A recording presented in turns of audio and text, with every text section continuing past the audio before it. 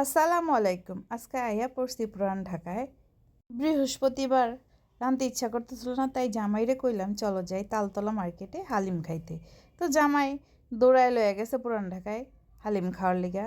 এই দেখেন হানিফের অবস্থা, কি পরিমাণ যে ভিড় আছিল।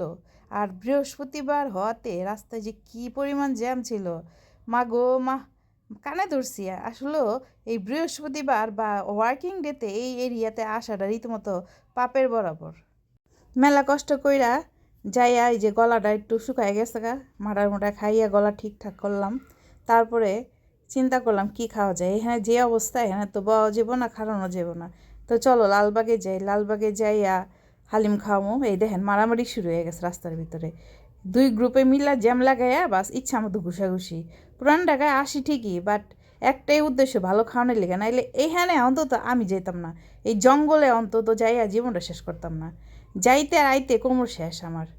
যাকে যে লালবাগে এসে পড়ছি স্পোর্টিং ক্লাবের সামনে, পাশের বিল্ডিংটাতে একটা পাকিস্তানি ভালো হালিম পাওয়া যায়।